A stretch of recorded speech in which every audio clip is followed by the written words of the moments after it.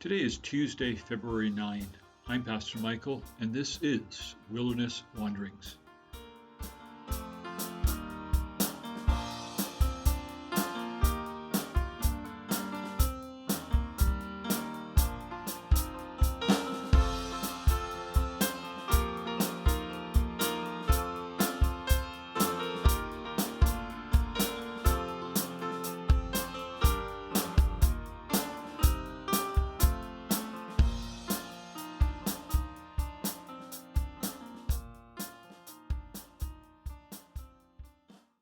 Today, our text comes from Genesis 28.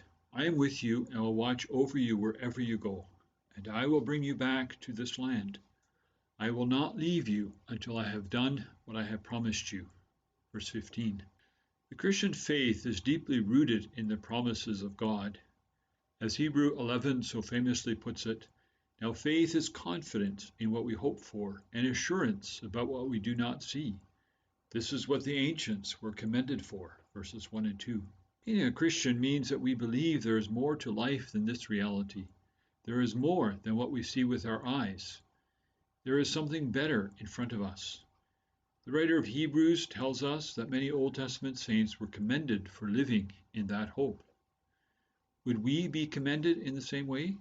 When I think about the spirituality of African slaves sold in the American marketplace, I think about a people who, while enduring unspeakable horrors, often saw the hope of the Christian gospel.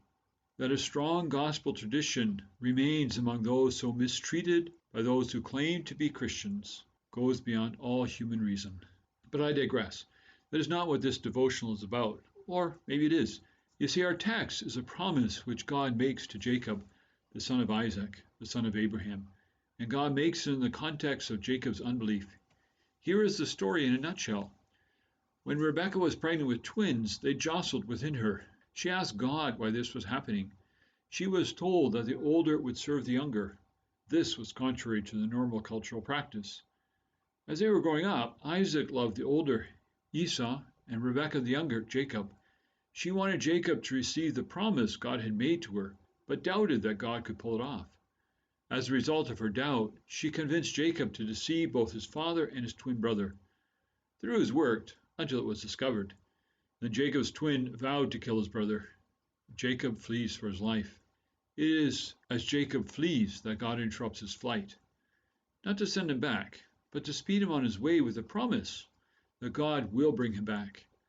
Jacob was living in the land of promise. Now he was fleeing because of his and his mother's unbelief. But God would be with him and would bring him back. Wow. This is the gospel. Despite our disobedience and unbelief, God will complete his work of redemption. This is good news for all of us who find ourselves living in the land of sin. We are often tempted to think that our sin has derailed God's work. Nope. Despite our sinfulness and lack of faith, God continues to call us back to faith and hope. The fulfillment of his promises is not dependent on us. As Paul wrote to the Thessalonians, the one who calls you is faithful, and he will do it. I will say more about this verse on Thursday. For now, have you given up on God's promises?